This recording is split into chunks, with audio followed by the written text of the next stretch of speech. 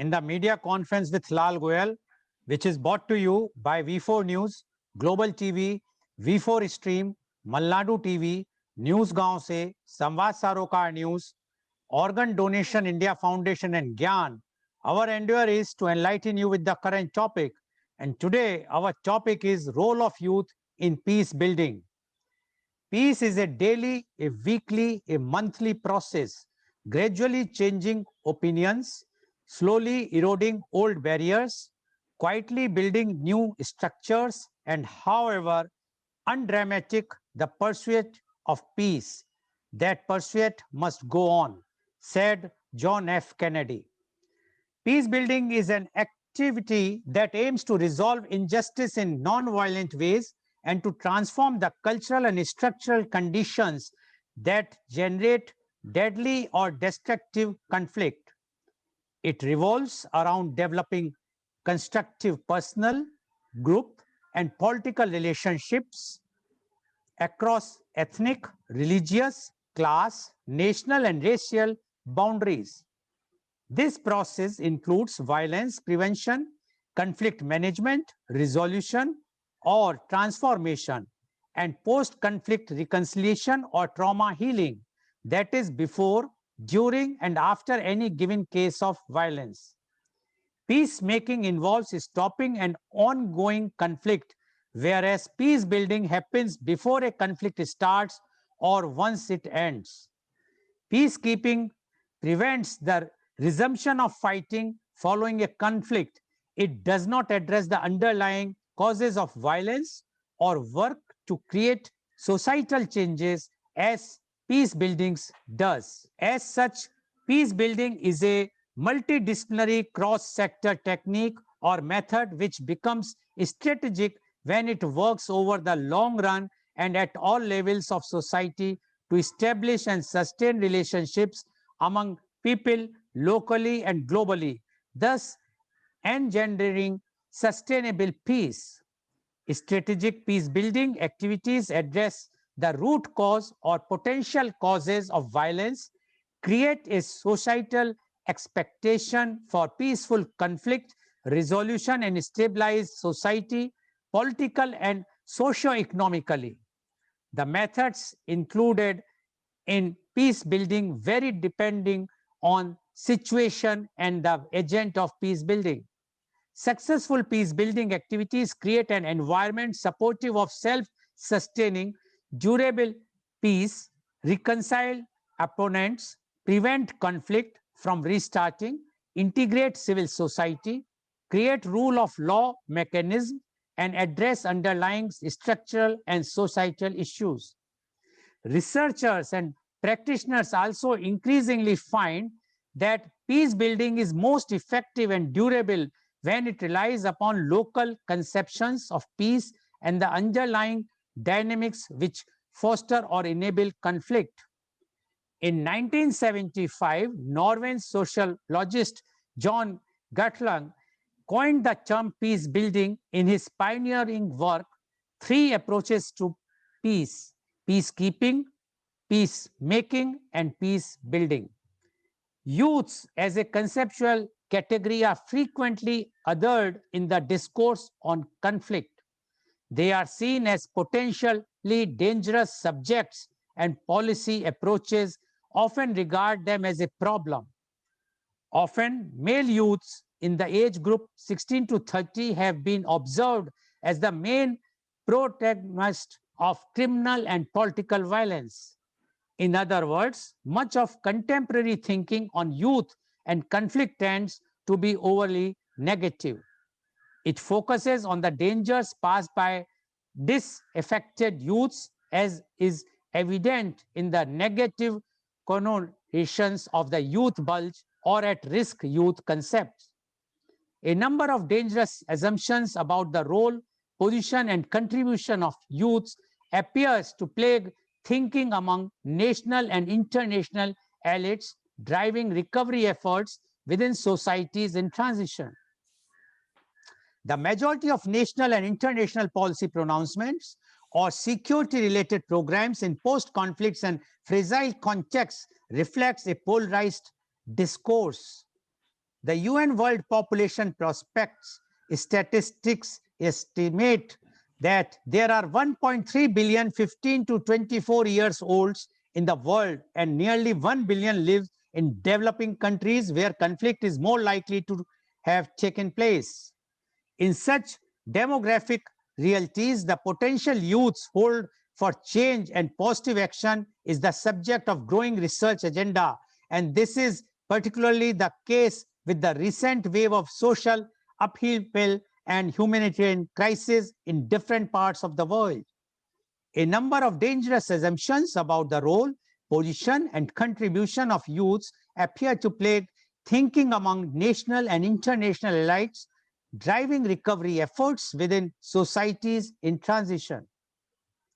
The majority of national and international policy pronouncements or security-related programs in post-conflict and fragile contexts reflect a polarized discourse.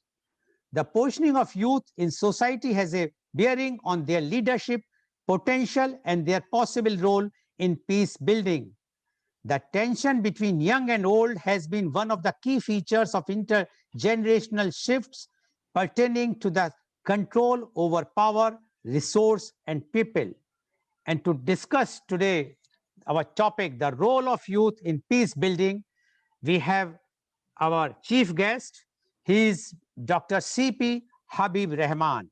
Welcome, Dr. C.P. Habib Rahman, on our show.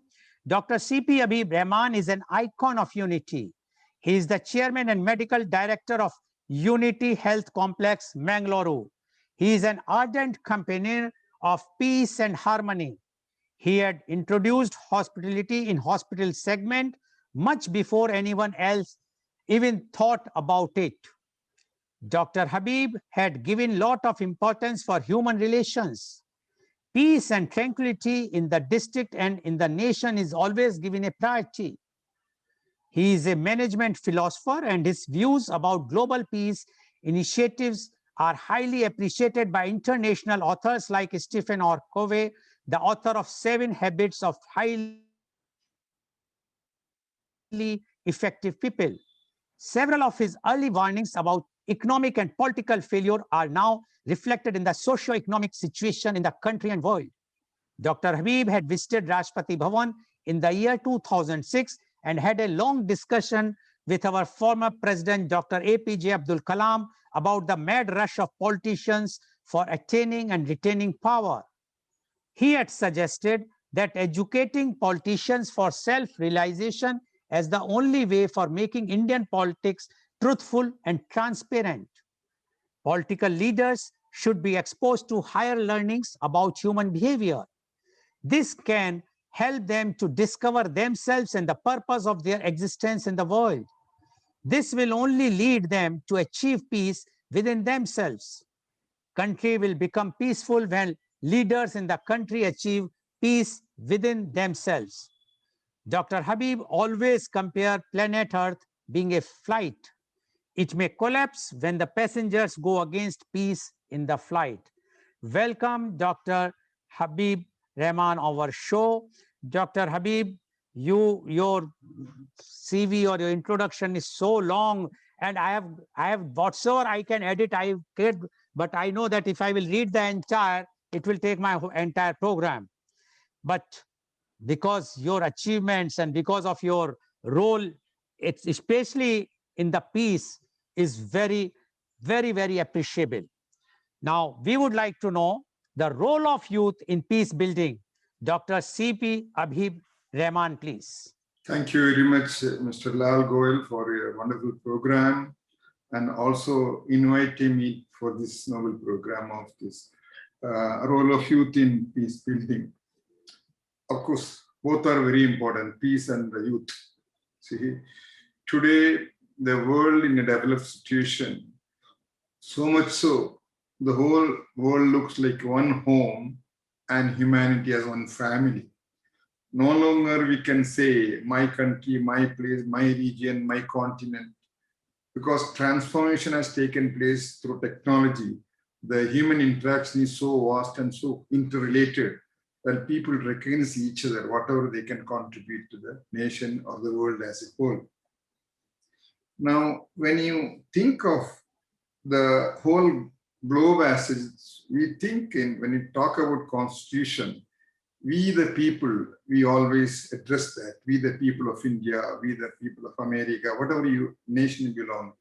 But the time has to come to think, we the people on the planet Earth together, because hardly we can segregate ourselves from being separate. Instantly, the information goes around the world and nowhere you can hide things. So it is collective thinking, collective acting, collective, role and responsibilities as a whole. We have to work together. Among all the species you find on Earth, you find human beings, Homo sapiens, the highest intelligence manifested in human beings. But unfortunately, it is the only species who kills the fellow species. We hardly see an elephant killing fellow elephant, or a cow killing a fellow cow, or a dog killing a fellow dog.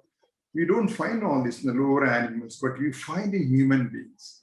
They got the highest intelligence seen, and at the same time, destructive things are also seen in the human beings. Now, as I said earlier, Mr. Goel has also mentioned one of my earlier pronouncements saying that though we are stable in this planet Earth, it is like a flight moving there. In the flight, when you all go together, our seat belts are tied up, we cannot do anything which is unwanted, and we are safe. In the planet Earth, which is moving, we are unaware this planet can collapse anytime by slightest error in the technology, or the error which you can create by human beings or the inmates who are there in the flight. Similarly, we find on the planet Earth, we can create the problem anytime by misbehavior of human beings inside the planet. That is what is happening.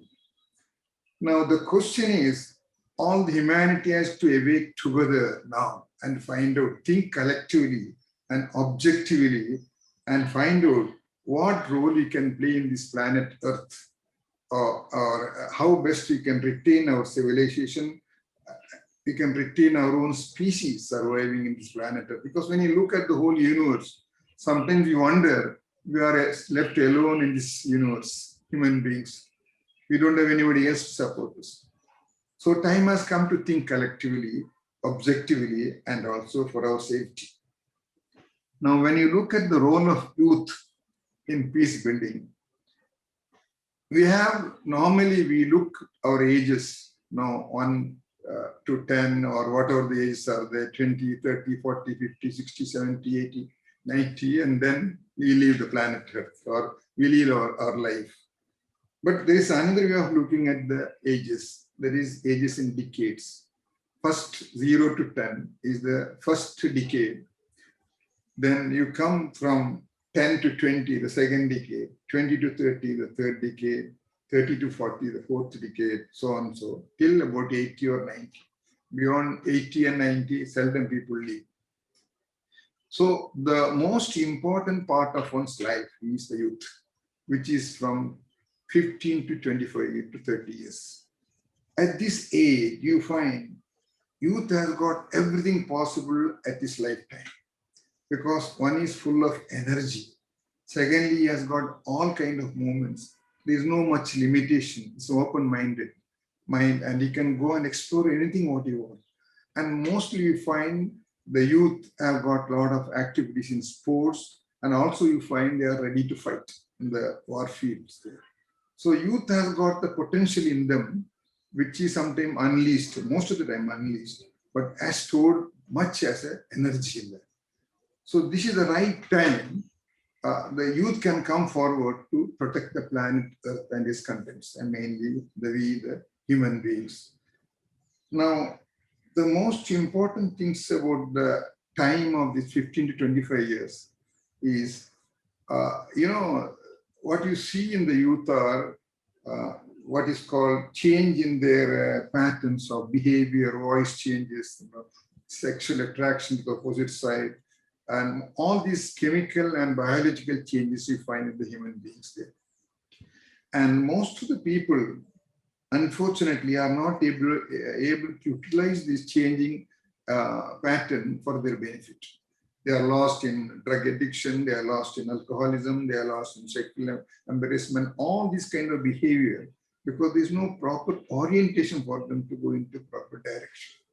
But those of you who are able to control that in a focus area, a lot of energy can be unleashed and you'll find they're very useful to the society.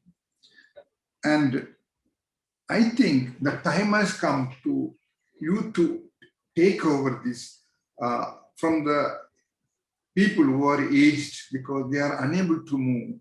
Their movements are limited, their thinking process are limited because of their old age or diseases overcome.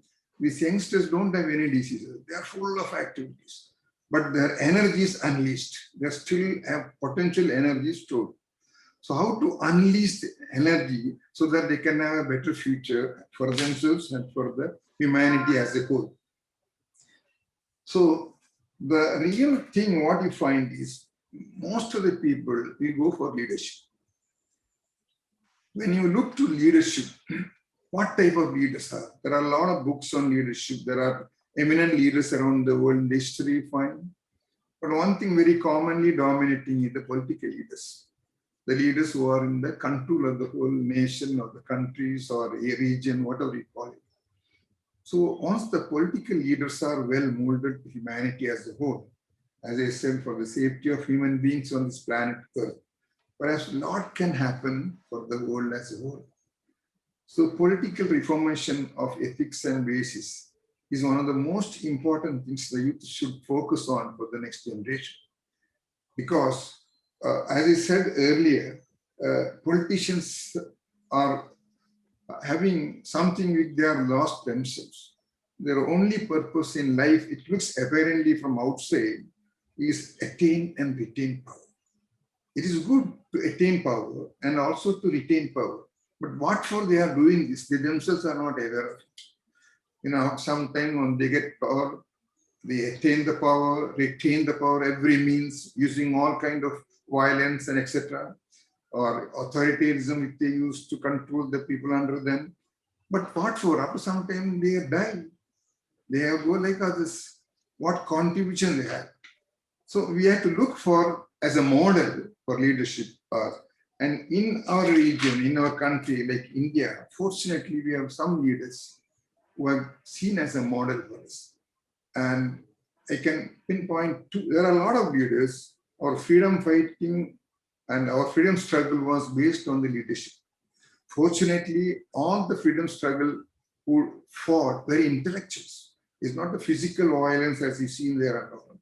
Because there was a lot of violence, but majority of them were intellectual fighters. Mahatma Gandhi, Jawaharlal Nehru, and so many other Patel, so many others, they out of their intellectual vision, understanding about the country, freedom, humanity as you collectively thought and struggle for the freedom. So along with that, they also shown certain leadership.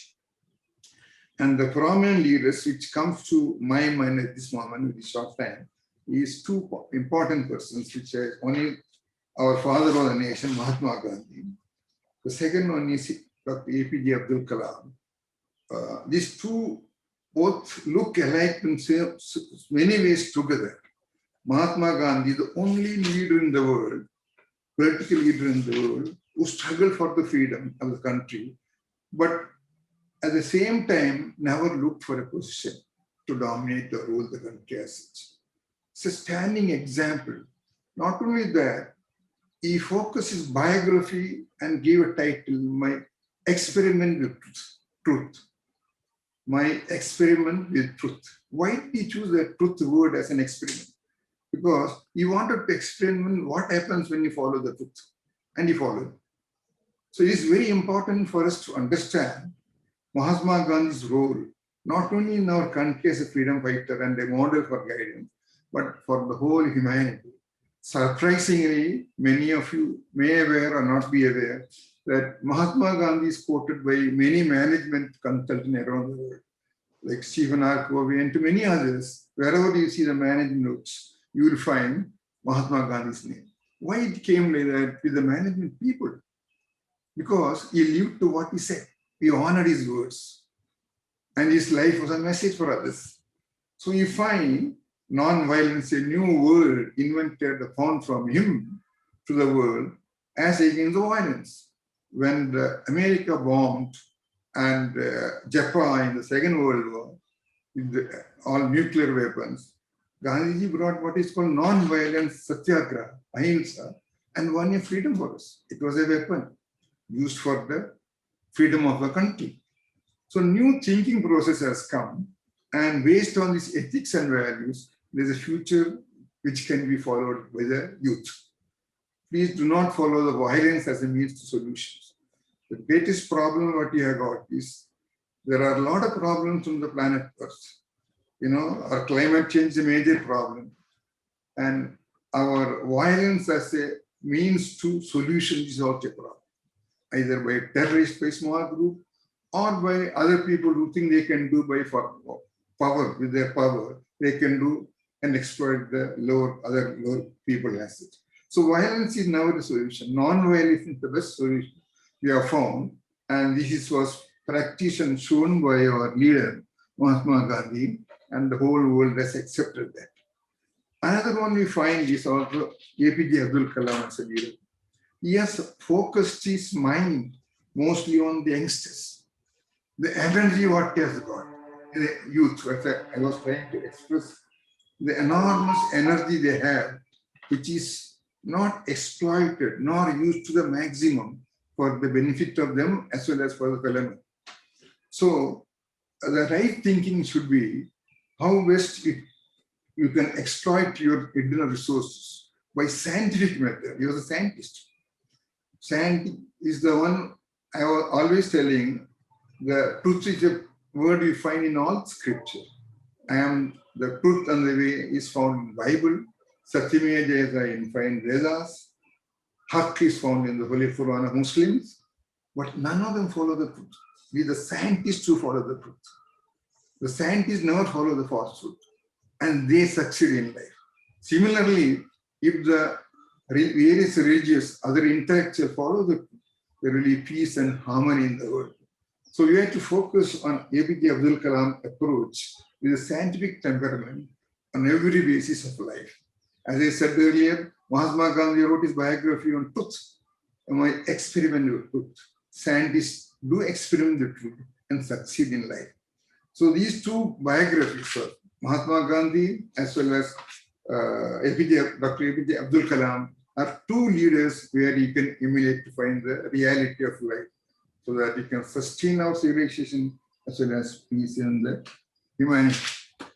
Now, the most important things also you find in these two people. One is, these are some of the things which you already know, but you have seen in them. Very important is practicing by these two people. Mahatma Gandhi, love. He practiced love with all the people. He had no resentment for enemies. Even the enemies, he has an empathetic approach to life. And his idea was to spread peace.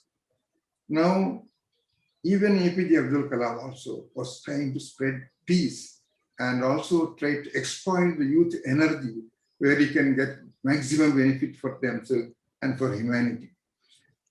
Now we have a lot of world things happening there. World Economic Forum is there.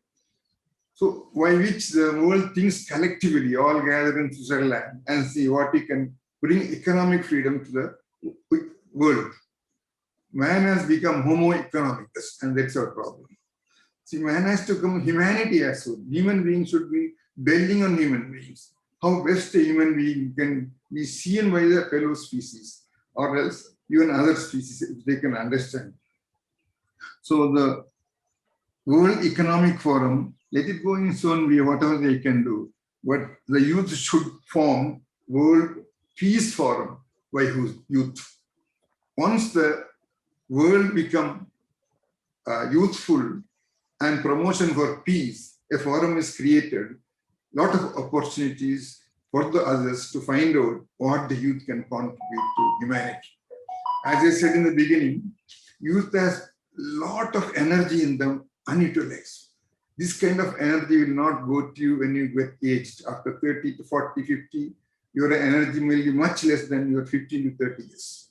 So all the youth should focus your energy and unleash your potential within yourself, so that how best you can see as a part of the global contribution for the humanity, which is suffering for want of peace, for want of harmony, want of, contentment. All these things can evolve once there is peace in the whole world and humanity lives in content, comfort, happiness, and peace. I wish the youth all the best in the future endeavors and see the next generation, they will with a strong foundation based on ethics, principles, and values. I thank Mr. Goel for your opportunity giving me this. I hope some message will go to the youth for their future. Thank you. Thank you very much, Dr. Habib Rahman. The way that you have explained today, it is very difficult for me to summarize because you have explained very, very easily and in very, very clear terms, but a very powerful message you have given. And what Dr. Rahman has said is that youth are having energy, which is energy which, if they will use in a proper way, it can create a charisma, it can create something miracle, because this energy is an untapped energy, and this energy is up to 25 years of age, from 10 to 25. Afterwards, it diminishes, but it has to be used in a proper way. And he is giving an example. He says that earlier, all our independence movement was fought on intellectuals basis, not with a violence. Very few cases of violence, otherwise it was all. And he has given the examples of the leaders, how the leaders at that time were so intellectuals, like Mahatma Gandhi, Sardar Patel, Pandit Jawaharlal Nehru, etc. And he says those leaders got the independence, and like Mahatma Gandhi, he has not used any violence, and he was only for getting the independence with a non-violent method, peaceful method, which was a very, very different aspect, a new thing which he has discovered, and that was followed by the entire world. And he says uh, people follow Mahatma Gandhi because my experiment with truth, which he has written, in which he always says, whatsoever you preach, first you follow that. And if you are following that, then whatsoever you are saying, people will follow that. And that is why today Mahatma Gandhi is known everywhere in the world. Second person, which Dr. Habib Rahman enlightened or highlighted, was our professor, our Dr. APJ Abdul Kalam, the former president of India. Because he was a man, intellectual, even with a power, he never used that power or misused that power. And that is why, according to Dr. Rahman, if youth follows these type of leaders, then they can build a society full of peace. He has also given an example of a species. He says, except the human being, no other animal or species try to kill each other or harm each other, whether elephants or dogs or whosoever. But human wants to harm. They tend to harm. They can harm, they can kill others. This tendency should change. And the role of youth is very, very important. What Dr. Rahman says, he says that if we all follow this in a very proper way, we can achieve a very peaceful society. And he has given the example of the flight, Earth, planet. He says the planet is, we are on the planet, and the planet is also the same way as we were having, we are moving in a flight. So if we will fight with each other, we can collapse. Our planet can collapse. So if we have to safeguard our planet for ourselves and the future generation, you have to be peaceful and adopt the leaderships which promote the peace, not the fight or not the violence. Thank you very much, Dr. Rahman. I'm sure your inspirational and motivational thoughts which you have given today is really something which is a benchmark, and which will be, if our viewers or those who are participating in our show, or those who are not even participating but viewing our show, are going to be benefited in a very, very big way. Thank you very much, Dr. Habib Rahman, for giving your views. Now I would like to invite my first youth guest, and she's Miss Zobia Fatima. Ms. Zobia Fatima is requested because her class is going to start within no time. She is in Dubai. Ms. Zobia Fatima, please introduce yourself and then speak. You have already heard what our chief guest, Dr. Habib Rahman, has explained. Now, we would like to know from you the role of youth in peace building. Ms. Zobia Fatima, please unmute yourself. A very good morning to everyone present here. As Mr. Lal Goel said, I am Zobia Fatima, a student from the University of West London, Ras Al Khaimah. I'm honored to be here and would like to thank Organ Donation Foundation, Indo-Gulf Marketing Association, and Gyan for inviting me here today. I have also been privileged to have presented at the 6th International Sydney Conference organized by Indo-Gulf, and it was truly exhilarating. Mr. Mohan Agarwal, the president of Indo-Gulf, played a crucial role throughout, guiding me for my research work all through to the end. Moving on to today's topic at hand. Youth has been playing an active role since the beginning of time, although, like Mr. Lal Goel said, they have been frequently considered as dangerous by policy approaches. They aren't given much importance and are mostly othered in conflicts. While youth may be perceived as the propagators of criminal and potential violence, they are also one of the strongest segments to promote peace building in nations across the world. The energy and headstrong attitude the youngsters of today possess are one of the fundamental reasons that they play a very active role in peace building. The youth of today are much more involved in global happenings than they are thought to have been. Thus, with the right education and training, they can be headstrong promoters of peace building amongst nations. Schools, universities, educational institutions should include global crisis knowledge in their studies and inform students and university youngsters of the importance of peace building. Key roles such as mediators, community mobilizers, humanitarian workers, and peace brokers can be taken up by enthusiastic youngsters who have been trained and also have a passion for undertaking the role. The trainings provided to these youngsters can be concentrated on the individual's personal interest, education, and skill set. The engagement of youth in peace building could also be honed through arts, culture, tourism, sports, and education. The innovativeness and creativeness of young people in these sectors can be mobilized significantly by connecting them with wider peace building aims, such as bridging the gaps between divided communities and ensuing global community integration. Now, there are countless organizations and activists honing the capability of the energetic and educated youngsters of today. Strengthening of community cohesion and reconciliation in South Sudan, civic awareness for peace, social relations, and development programs in Nepal, entrepreneurship and livelihood programs in Burundi are some initiatives, just to name a few. I would like to state an example of a youngster who would play a significant role in peace building. She is Soumya Agarwal, a 23-year-old youngster hailing from India. She is the co-head of a youth-led peace-building organization called Youth for Peace International, a social entrepreneurship and an artist. This young woman worked with youngsters who have experienced armed violence firsthand.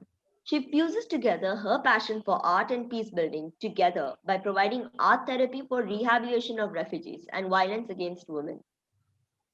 Her organization, along with the offering of workshops and training, provide rehabilitation for Rohingya refugees. They also undertake advocacy and campaigning so as to make progress in youth peace and security. With the right measures implemented by governments, the youth could potentially change the world for a better one. It is time youth are considered essential and significant contributors to the society, and not just youngsters who are majorly active on social media platforms and love to party and maintain a social life with no concern for the world. The youth of today care. When the time comes, and if given a chance, these youngsters can and will rise up as volunteers, promoters, strategists, helpers, supporters, and most importantly, leaders in peace building across the globe. Like Michael Jackson rightly said, heal the world, make it a better place for you and for me and the entire human race. Thank you. Thank you very much, Ms. Jobia, for giving your views. Yes, you rightly said that the youths are also for the peace. They are not that dangerous.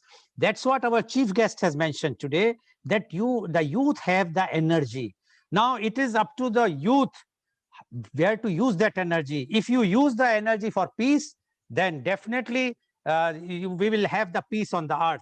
But if the youth will use the energy for violence or other means, then definitely it's a very, very destructive, because that energy is a very uncontrollable energy. And that energy has to be channelized for peace only. But thank you very much, Ms. Zobia, for giving your views, and all the best for your studies. Now I would like to invite my another youth guest, and she is Miss Aditi D. Shetty. Miss Aditi D. Shetty, you have heard our chief guest, Dr. Habib Rahman, as well as the earlier youth guest. Now we would like to know from you the role of youth in peace building. Miss Aditi D. Shetty, please. Good morning, everyone. And I'm Aditi, and I'm hailing from Udupi.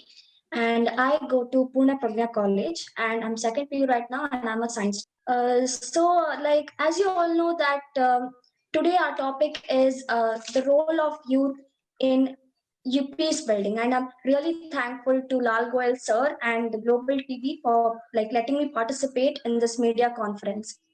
I would like to start with that youth plays a very positive role in aiding peace building in societies recovering from conflict and social disputes.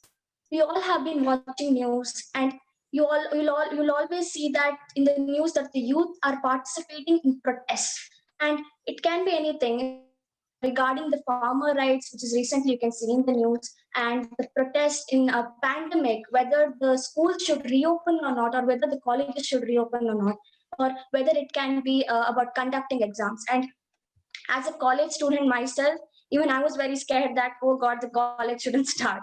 And actually, like you can always see that every time about any conflict, the students will gather and try to protest about it. Now, you can see that the pandemic has been neutralized, and thankfully, the number of COVID cases have been decreasing. And but still, you see that the students are still protesting. And yesterday itself, there was a news that a 21-year-old climate activist, she was arrested, and she was arrested in connection with a toolkit about the farmer rights, which was shared by Greta Thunberg. And you'll see that the students have gathered and they have demanded a release of her. So you'll always see regarding social conflicts, there is always unnecessary or ruthless protests going on. By, by all this, we get to know that the youth are never satisfied or calmed down about any of our day-to-day social disputes going on. In this particular subject, youth play as heroes as well as victims. And especially, I guess we have the in India, I guess we have the highest percentage of youth population. And you'll always see that they're up to something, and they're creating organizations or associations so that they can come up with different ideas, and so that they can participate in different categories. You'll see that protest has a very big power in itself. In a good way, you can see the female youth protesting against equal rights or gender discrimination, feminism, or protesting against sexual harassment or molestation. But somewhere it has a negative impact also. You'll see a large number of youth protesting against the political affairs, and especially the male youth. You can see that they are always involved in criminal or political violence. So why is all this happening? Why is this that the youth are protesting for no reason or for unnecessary reasons? It's because that they are being misguided. One thing is that they're being misguided, and they are not satisfied with what they want. So literally you can see that many number of times the youth are misguided and lured to corruption. And you'll see that they are lured to evil intentions, and huge number of youngsters or teenagers are influenced to commit illegal activities. It may be drug abuse or taking bribe, or it can be anything. And one of the biggest source of misguidance is the social media. So I think the younger generation, they are getting easily influenced by social media, and they're all getting misguided. So I think we should take certain measures, and we should try to provide more opportunities for the youth, and we must try to give them the correct facility, and we must properly guide them so that they can understand their responsibility as a citizen, and we must guide them to use the democracy of this country in a proper way. Everything is being misused, and I think if we all come together and if we guide them properly, I guess that youth can make a really big change. And thankfully, generation by generation, as it has passed, the youngsters, all of them have been conducting events in public and making organizations. It may be NGO or government funded organizations. They all are helping each other to maintain peace and trying to spread knowledge of what they have. So at last, like, I would like to conclude that if the if the old age people and the middle age people, if they guide us properly and if they help us to overcome all the obstacles in the public or social life or psychologically, I think we all together as a unity, I think we can make a big change in peace building. Thank you. Thank you very much, Ms. Aditi. Yes, you rightly said that the youths are always coming for protest, but the protests are not always on a Yes. wrong way. Many times the protests are in a way for a good cause. You might be, if you remember, for the Nirbhaya case, that when youth came, Yeah.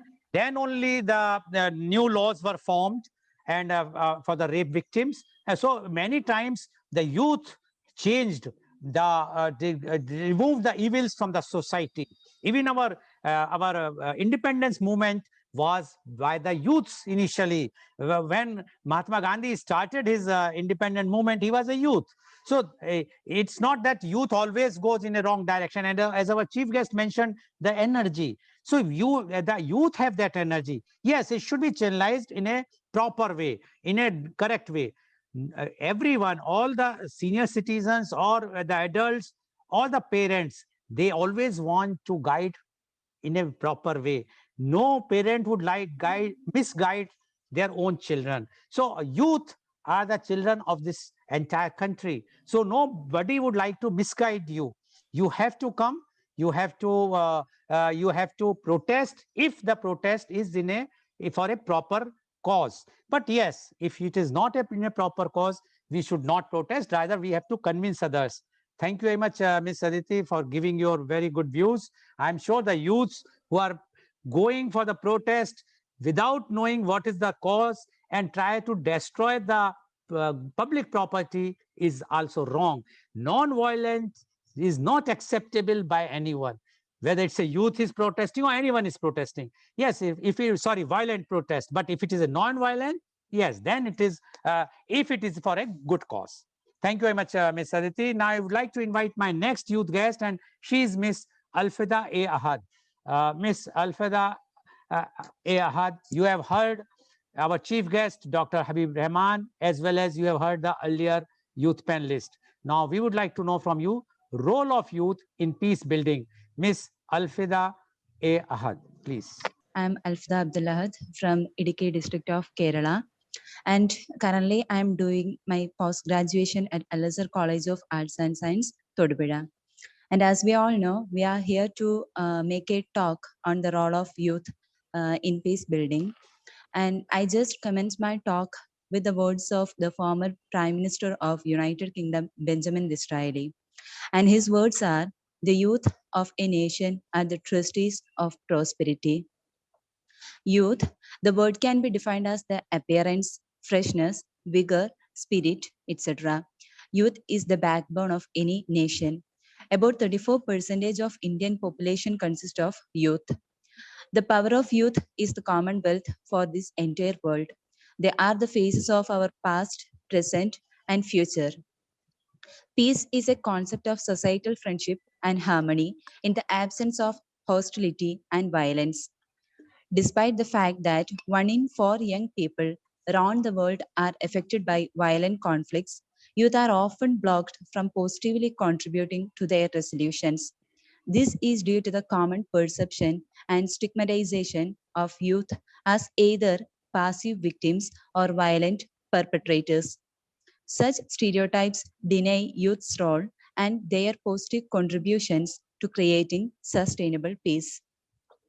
Young people's inclusion in the peace and security agenda and in society more broadly is key to building and sustaining peace. The process of social inclusion for youth including participation in decision making, as well as access to quality education, healthcare, and basic services, promotes their role as active contributors to society. And it will afford young people with opportunities to reach their potential and achieve their goals. When youth are excluded from political, economic, and social spheres and processes, it can be a risk factor for violence and violent forms of conflict. Therefore, identifying and addressing the social exclusion of young people is a precondition for sustaining peace. Youth must play an active role in creating and promoting peace, tolerance, coexistence, and non extremist environment. They must address all types of issues and conflicts in a constructive way that encourages reconciliation and conflict resolution. The youth can be the agent of a change by changing their attitudes and perspective towards the world. At the national level, youth can be the community leaders of their respective communities, and they can initiate various projects to educate the people of rural areas. They can join various non government organizations working for the peace, tolerance, and harmony. In this way, youth ambassadors of all the communities make a link between one another, and this will enhance the acceptability and adaptability level among them. Students are not being given peace education. Therefore, teachers should pay a heed to make them aware of the peace education, and they should develop the sensitivity of cultural or religious differences. At the national level, youth must understand their socio-economic problems, and they must know how to tackle them peacefully. Likewise, on the international level, our youth must be trained to cope evils like racism, terrorism, prejudice, and ethnocentrism. The youth should not be alienated. Rather, they should be given a prime importance and should be perceived a key agent of social changes, innovation, and development. A forum should be established for youth in order to give a voice to young people. There should be ministries or departments for youth where they must be involved in shaping, designing, and forming policies and programs. Youth will be part of the future local development and assume important roles in the resolution of conflict within their communities. Thus, building their capacity as peace building actors is key to strengthen democratic governance and solve problems at the local and national levels. The youth have the power to change the nation. The young mind will be more fresh and innovative, which helps in the progress of a country. And moreover, the general mentality of the people needs to be changed. The solution is in our hands. We need to change ourselves and leads to live together in peace and harmony. Thank you very much, Ms. Alfida. And you said about the ministry. There is a ministry in the government of India called Ministry of Youth Affairs and Sports. So government is having a ministry. The only problem is that the youth are not participating actively in politics. See, the policy making is done by the government. And I will like to again repeat, because I am repeating in almost all the programs of youth, the first parliament that was constituted in 1952, 26% of the youth. Now in India, generally the youth age is up to 45 years. And they says that 26% MPs or member of parliaments belongs to those who were below 45 years or up to 45 years, 26%. And in this parliament, which constituted in 2019, only 12% youth are there. So now when youth are not voting for themselves, if youth are not promoting themselves, how they expect the policies favoring the youth? So if youth have to see that there will be a beneficial policies should come, they must participate in proper politics, good politics, not the bad politics, where they must fight elections, whether it will start from the local elections, local panchayat election or local bodies election or municipal elections, and then go for the legislative council or the parliament elections. Then only the change will come. As our chief guest has mentioned, that the senior citizen become lethargic. they can't take decision. Yes. So, but who is going to be the energetic person? The youth. If you have to come, you have to come and participate actively in politics. Then only, after all, up to 45 years of age, the Indian population, the percentage is 65%. You all are in majority. We are in minority. So when you are in majority, you can change the constitution of parliament. It is in your hand. But for that, you have to be united. If youths are united, then definitely the change will come. Otherwise, we have to wait and you have to think, you have to see whatsoever the policies the seniors will give, you have to accept. Thank you very much, Ms. Alfida, for giving your very good views. Now, I would like to invite my next youth guest, and she's Ms. Mana Prasad. Ms. Prasad, you have heard our chief guest, Dr. Habib Rahman, as well as earlier youth guest. Now, we would like to know from you the role of youth in peace building. Ms. Mana Prasad, please. Hi, everybody. A very good morning. My name is Manna Prasad, and I'm from Bangalore, Karnataka. I would like to take this opportunity to thank Lal Goel sir, Paul sir, the chairman of Global TV, and all the media partners of this program for having me over to be part of this panel discussion. I also take this opportunity to share my joy in sharing this discussion with one of the eminent personalities, Dr. Habib sir. Thank you so much for your thoughts, and it is such a joy to share this panel with youngsters.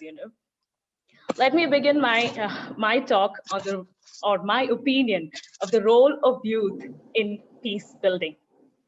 Peace in every home, every street, every village, every country. This is my dream. To see every human being with a smile of happiness is my wish. Malala Yousafzai. I quote Malala Yousafzai, and I totally align with what Malala Yousafzai has said. We've heard about leaders, Mahatma Gandhi, APJ Abdul Kalam, who have lived before us. But let us draw inspiration from a current personality like Malala Yousafzai.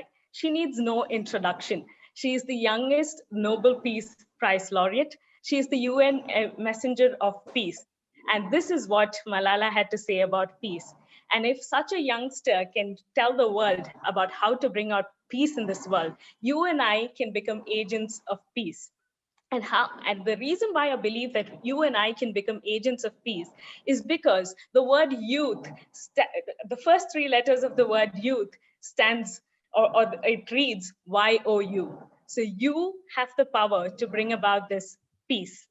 And we can all be peacemakers, we can all be peace builders in the places that we are planted. And as youngsters, we have the power to either make a nation or break a nation. But what do you think will make or break a nation? It is your attitude towards what is happening in your country. It is your attitude towards things that are happening around the world. What is the stand that you take? Would you take a step to make a difference? That decides whether you are a part of this peacemaking process. I'm also here to highlight some of the qualities. These are my thoughts. These are some of the qualities a youth must possess as they take upon the responsibility of peace building or peace making. So I would like to use the word peace as such, the acronym peace, and use the letters of the word peace to tell you what are some of the qualities that youngsters we need to have. Starting with the letter P, we need to be passionate. Only if you have the passion for your country, only if you are passionate to bring about peace, will you be able to make a difference. The second thing, as just like how our guest speaker said, you need to have the energy, not just within yourselves, but you should have the energy to pass it on to the others. You need to be energy givers. You need to have the potential within you. You need to have that enthusiasm for your country. As youngsters, we have the maximum zeal, we have the maximum enthu. And if we do not use this in the right channel, if we do not use this for our nation, then no other age group can do it.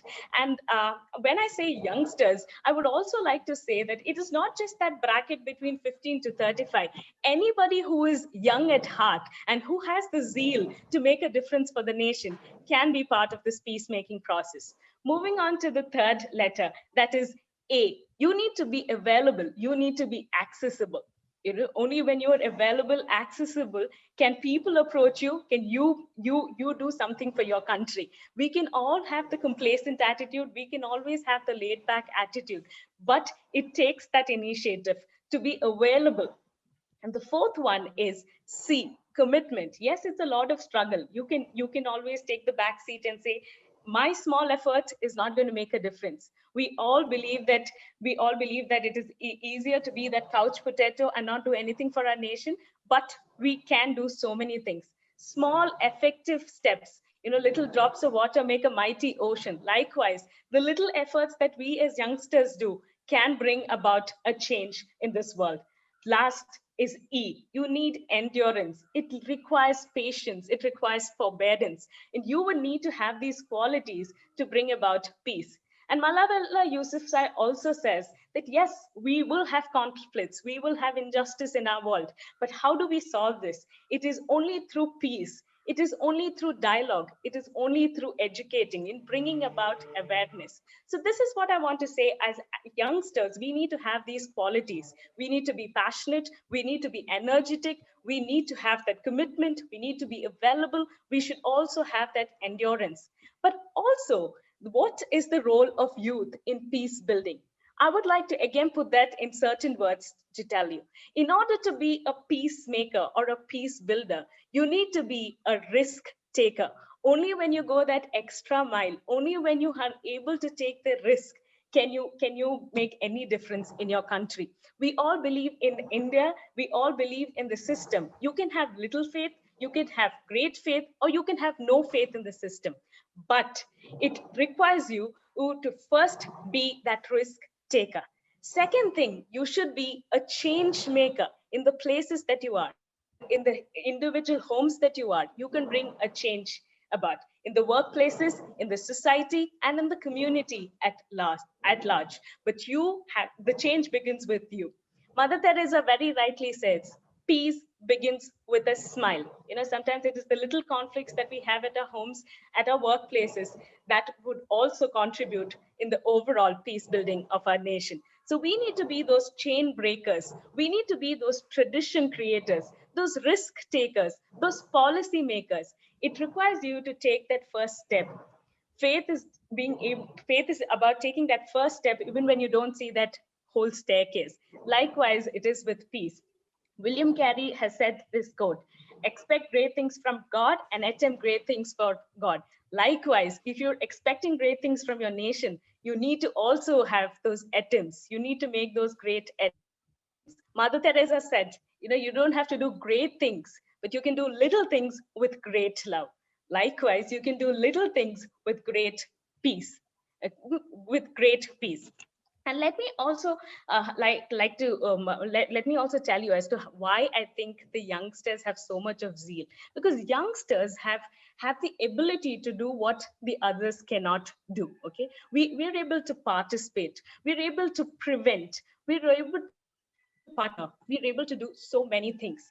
I'm sure most of us know about the story about a king who asked two painters to paint a picture about peace. We would have read it in our textbooks, we would have read it over the net.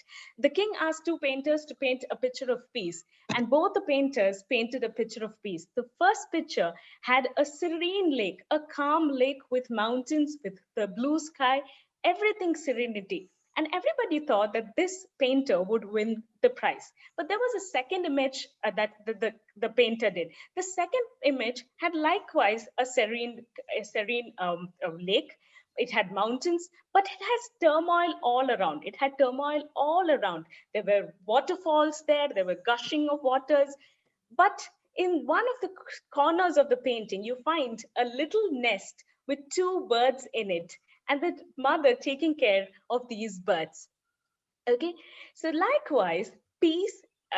Which painting would have won the prize?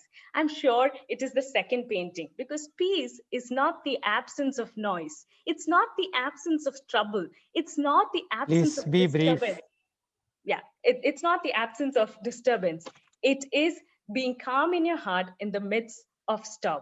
Like, I would like to end by saying that we will all be able to reach the goal of Rabindranath Tagore, where the mind is without fear and the head is held high. into that heaven of freedom, my Father, let my country giving. But it starts with you. Let me just end by singing this one line that all of us have to ring in our minds. It's I who build community. It's we who build community. It's I, it's I, it's I who build community. It's I, it's I who build community. It's we who build community. It's we who build community. So each of us have a role in nation building and peace building. May we all be able to be peacemakers and peace builders in the places that we are planted. Once again, I would like to take this opportunity to thank all of you who made me a part of this discussion.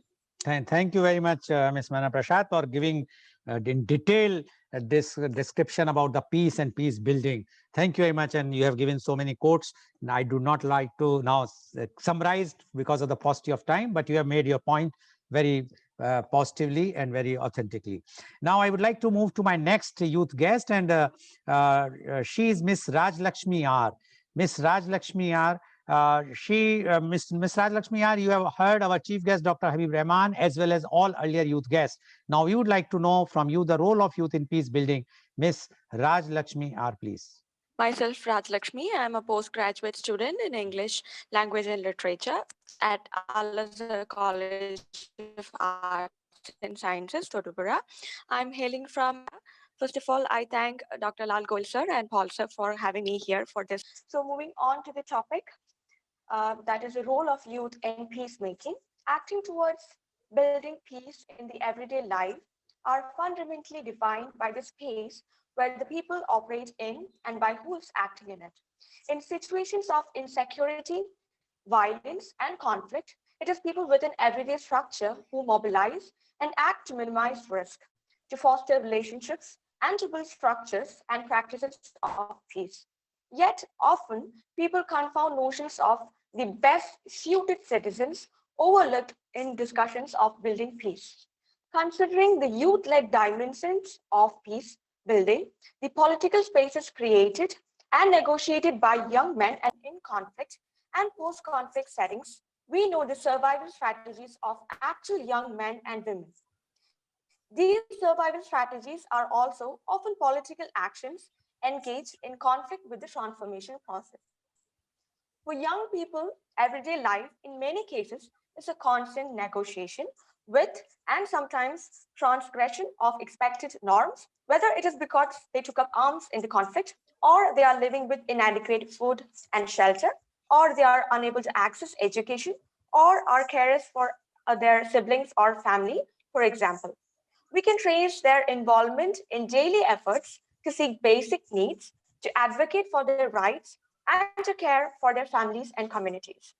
Their, they entail efforts to foster human relationships, bridge the differences, and counter structural violence, though not through intentional or formal dialogues or development projects.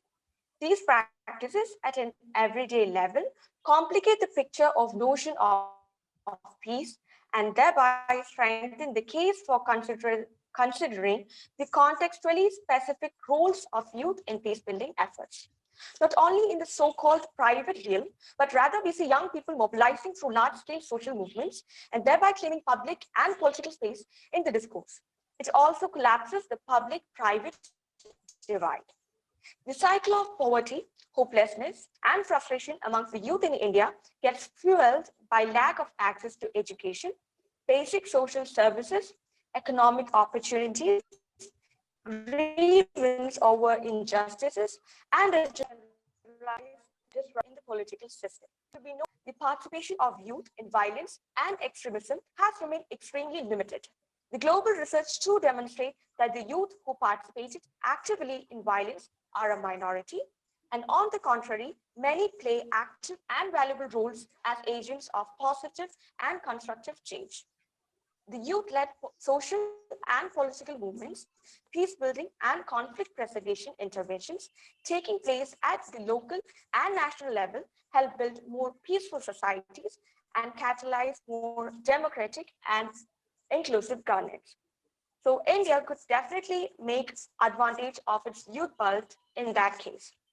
The energy, creativity, and commitment with which the youth demonstrate in peace building remains a highlighted factor there.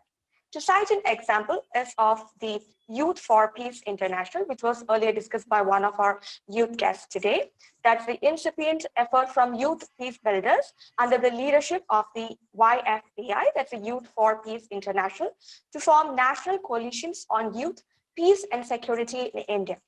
Their mission is to train young people in India with values like nonviolence, inclusiveness, tolerance, and empathy, with an aim of empowering youth to build sustainable societies and a peaceful world. So I would like to conclude my talk with a quote by Dalai Lama that goes, "Peace can only last where human rights are respected, where the people are fed, and where individuals and nations are free. True peace with oneself and with the world around us can only be achieved through the development of mental peace." So, the prudent and free spirited youth, along with the help and combined efforts with the government, should could definitely make a better place for us to live. Thank you very much, Ms. Rajlakshmi. And yes, you rightly said that if youth do the effort combinedly with the government, then definitely the peace can be achieved. Thank you very much. Now I would like to invite my last youth guest, and he is Mr. Vasu Srivastav. Mr. Vasu Srivastav, please unmute yourself. You have heard, Mr. Vasu Srivastav, you have heard what our chief guest, Dr. Habib Rahman, as well as earlier youth guests have spoken. Now we would like to know from you the role of youth in peace building. Mr. Vasu Srivastav, please. Good morning to one and all present over here. My name is Vasu Srivastav. I am currently pursuing my MBA from Lovely Professional University in the domain of HR and digital marketing. I would like to first of all thank Mohan sir and Siddhant from Indo-Gulf Marketing Association to give me this platform so that I can share my views on this topic. Now coming to the topic, which is role of youth in peace building. So let me just quote that we all believe that youth are the assets of any country. So when we say assets, then assets are the most reliable source of any organization. And peace, if we talk about peace is the most important thing when it comes to negotiation and when it comes to having a discussion with somebody, because a simple argument can easily be converted into a very non-violent thing rather than giving a great head start. If I talk about the role of youth in today's India, then as we all know that youth is a very energetic and very passionate peoples, and they can be very easily misled also. As we all know that in all the protest which we have gone through, which we have in our India, youth plays a very violent part as well as non-violent part also. It totally depends upon the transformation which the leaders are providing to the youth, and the transparency level which the government is providing to the youth of the country. If I talk about the transparency level and the unity of the youth in India, then the transparency level is lacking a little bit according to me, but it can be easily inculcated if we talk about the participation of youth in the government itself. As Dr. Goel already is told that youth are the ones who have contributed the constitution, and they have started the freedom struggle also. So in that way, youth can be a very important factor also. If we talk about the unity of the youth, we can see that on the social media, which nowadays is happening, most of the youth are turned towards that. And if we talk about different social media handles like TikTok, PUBG, and Facebook and Instagram, most of the youth are diverting with their lives when they want, when they are willing to, when they have to do something for their career, they are doing their social media stuff. For the short run, it is very okay to earn money from social media, but if we talk about the long run, will it be sustainable? I cannot say that in the future, because now internet is very easily available to each and everyone in India, and the usage of internet is drastically increasing each and every day. If I talk about the usage of internet, then India comes on the third number in the world list when it comes to usage of internet. And as we all know that youth is the maximum number of people which we are having in the world. So if I contradict that, then youth are the most people who are using internet nowadays, and that can be a very good point also and a very negative point also. If we are taking out it in a very positive way, then it can be a very good to go thing. If I talk about social media in brief, then social media as a platform is a very important and very reliable source of the reliable source of and discussing your putting out your points in a very sweet and happy manner. In the end, I would like to conclude my statement that peace building can be a very important, is a very important and crucial topic for each and everyone.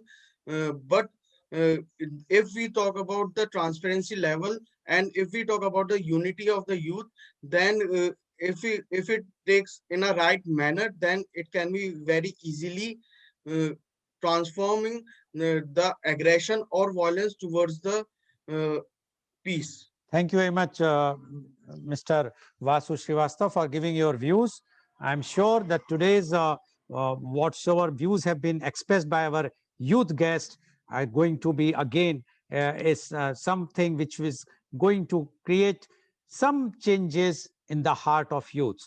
Now, I would like to invite again my chief guest, our program's chief guest, Dr. Habib Rahman, for giving his concluding remarks about the today's media conference for the role of youth in peace building. Dr. Habib Rahman, please.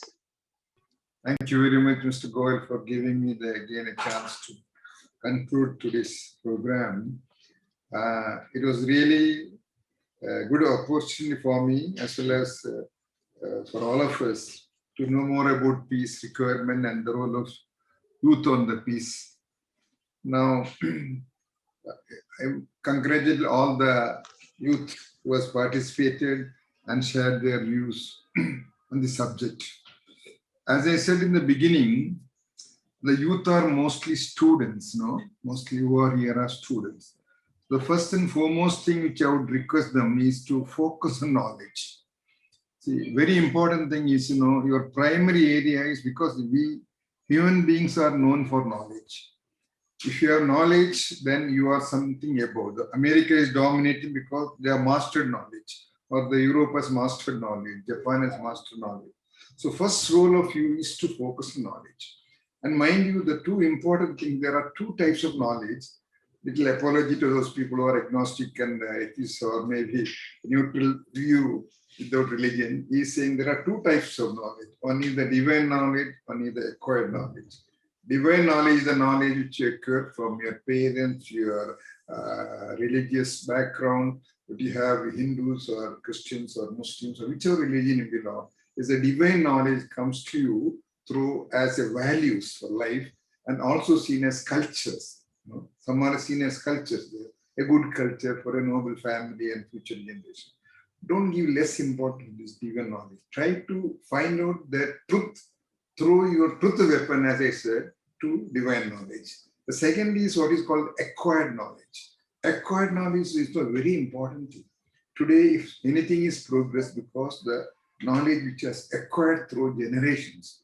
See, acquired knowledge is the one you get from schools, colleges, universities, research foundation, etc., etc., and master yourself in any subject which you have taken there. See, unless your acquired knowledge is built on the foundation of divine knowledge, which you are lacking now, there won't be any civilization that is pursuing or that will sustain in future. Please note that very carefully there. I'm not pinpointing any particular divine knowledge. The divine knowledge all has got great values. They focus on human beings. They focus on, nothing else except human welfare as such. So think of this as knowledge both together. That's one most important where you're involved. The second is, as I said earlier, also the scientists advance because of they follow what is called truth. It is not the religion who follows the truth. Religious values are for truth, but the followers, the religions follow falsehood. With all their falsehood, they try to do whatever they want. And all. This is something which is unfortunate. But the real meaning of truth comes from the religious scriptures and all. So try to focus on truth and find out all things other than science. What you found truth is to discover that truth. Then you will find you are really much, much better than others what you are playing on the foundation of truth. Develop that scientific temperament, as I said, unless you have that scientific temperament to accept what they are. If you accept something what you want, you won't be in the right way. It is not the other way they said this right. It is the real thing what they are. See, the sun is sun, the moon is moon. Now equate each other. So try to understand everything as they are in open mind. Then you will find yourself you are marching towards truth.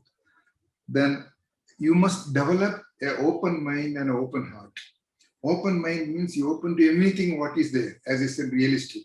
An open heart means you have got an empathic approach to whatever is to your heart. Something you find truth and valuable, you embrace it. Then you will find you will be developing further on your life in a better state. Then also you must have an open movement. There's no use of just having an open mind and open heart, but you start a movement. So you start a movement of youth movement, not for any particular parties or groups or etc. What all you are having the ideologies and all. It may be okay, but beyond that, you form a movement of youth for truth, which will be very, very relevant for the future. And as I said in the beginning, the youth has got the most valuable energy in a lifetime. No old man, not a child has got that much energy you can find there. No, old people cannot have that much movement, that much.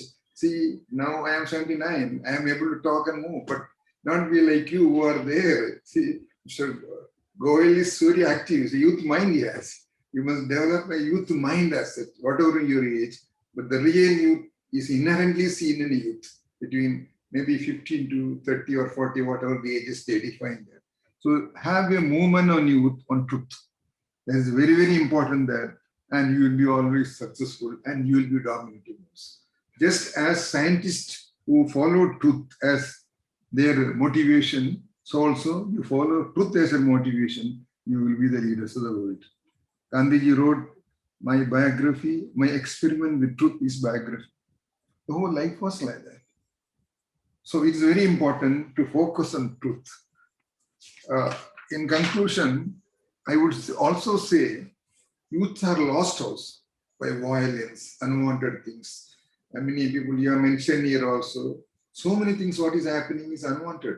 Don't lose your energy, very important. If you have got about 1 lakh cash with you, you will be very carefully spending that, so that it will be useful for you. Similarly, what all you have inherent, which is unleashed inside, release it for something good for yourself and your future and future of humanity. So unleash all your potential, which is not seen by others. A lot of hidden talents are there.